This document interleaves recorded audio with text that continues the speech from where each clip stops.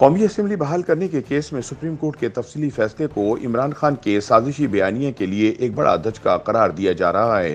Chief justice Umar Ata Bandial ने बड़े वाज़ेह अल्फाज में लिखा है कि इस केस की समाअत के दौरान तहरीक इंसाफ अपने बैरूनी साजिश के बयानिए को साबित करने के लिए शवाहिद नहीं दे पाई। चीफ जस्टिस बंदियाल ने अपने तफसीली फैसले में लिखा कि अदालत ने आइन के तहफ़्फ़ुज़ की ड्यूटी के तहत 3 अप्रैल को इस मामले पर अज खुद नोटिस लिया, जिसकी वजह डिप्टी स्पीकर का वो कदम था जिसमें उन्होंने आइनी इख्तियारात की खिलाफ वर्जी की। वाज़ह रहे कि चीफ जस्टिस बंदियाल की सरबराही में सुप्रीम कोर्ट के 5 रुकनी बेंच ने मुतफ़क्का फैसला देते हुए डिप्टी स्पीकर कौमी असेंबली की जानिब से इमरान खान के खिलाफ अदम एतमाद की करारदाद मुस्तरद करने के इक़दाम को गैर आइनी करार देते हुए असेंबली बहाल करने और अदम एतमाद की तहरीक पर वोटिंग के लिए कौमी असेंबली का इजलास 9 अप्रैल को तलब करने का मुख्तसर फैसला सुनाया था, जिसकी वजूहात तफसीली फैसले में बयान की गई हैं। इस फैसले के मुताबिक डिप्टी स्पीकर की रूलिंग की वजह से असेंबली में वजीर आजम के खिलाफ तहरीक अदम एतमाद पर वोटिंग नहीं हो सकी और अदालत ने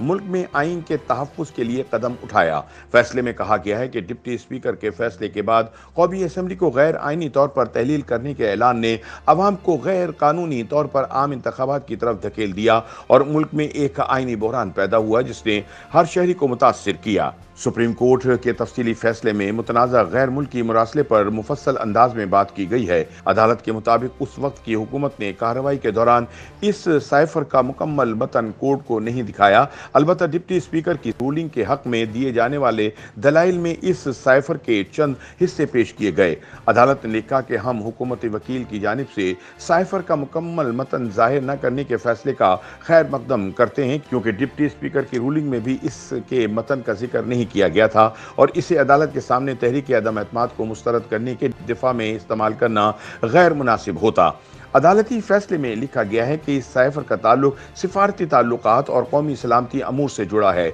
इन मामलात पर एग्जेक्टिव को पॉलिसी और सियासी ज़रूरियात के तहत रद्द अमल देना होता है। अदालत के तफसीली फैसले के मुताबिक डिप्टी स्पीकर की रूलिंग के दिफा में नेशनल सिक्योरिटी के नुक्ते को साबित करने के लिए शवाहिद की ज़रूरत है। अदालत ने तस्लीम किया कि कौमी सलामती अमूर पर हुकूमती फैसलों का जायजा लेने का महदूद अदालती इख्तियार मौजूद है। सुप्रीम कोर्ट के तफसीली फैसले में कहा गया है कि साइफर का मतन बेंच के सामने नहीं रखा गया और न ही इन मेंबरान कौमी असम्बली को दिखाया गया जिन पर पाकिस्तान के खिलाफ गैर मुल्की साजिश में मुलविस होने का इल्ज़ाम लगाया गया है। अदालती बेंच या कौमी असम्बली को कोई ऐसे शवाहिद भी पेश नहीं किए गए जिसमें साजिश का हिस्सा बनने वाले मेंबरान के नाम होते या फिर दीगर मेंबरान कौमी असम्बली पर तहरीक अदम एतमाद का हिस्सा बनने के लिए दबाव या किसी और किस्म की कोशिश के सबूत होते। अदालती फैसले में अहम तरीन नुक्ते के मुताबिक डिप्टी स्पीकर की रूलिंग में मामले की इंक्वायरी की तजावीज़ साबित करती हैं कि डिप्टी स्पीकर ने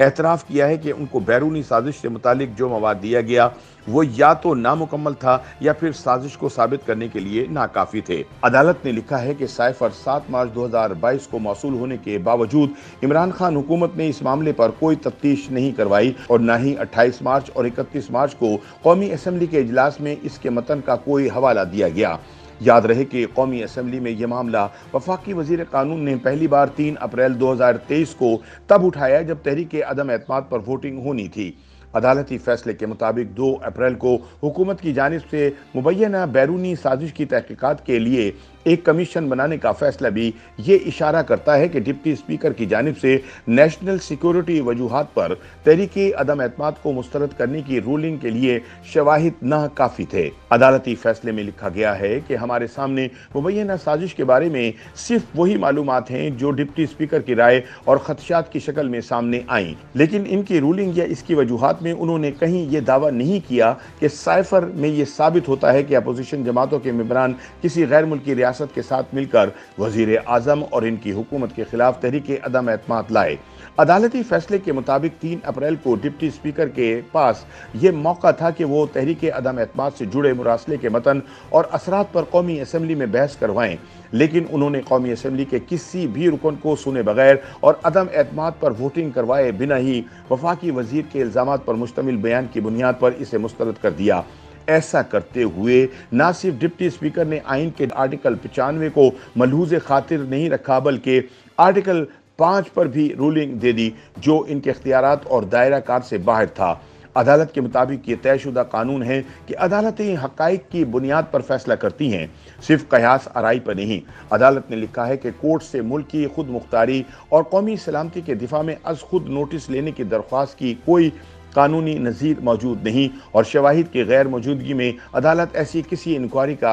इख्तियार भी नहीं रखती। जस्टिस जमाल खान मंदोखेल ने अपने इजाफी नोट में साइफर पर लिखा है कि ये बात नोट की जाए कि जिस वक्त डिप्टी स्पीकर ने रूलिंग दी उस वक्त तक उन्होंने साइफर का मतन नहीं पढ़ा था, क्योंकि ये कोडिट था। लिहाजा हम हैरान हैं कि साइफर का मतन पढ़े बगैर ही डिप्टी स्पीकर को कैसे मालूम हुआ कि कोई साजिश हुई है और किसी ने की है। अदालती फैसले में लिखा गया है कि यह वाज़ेह हो चुका है कि 3 अप्रैल को डिप्टी स्पीकर की जानिब से दी गई रूलिंग गैर कानूनी थी।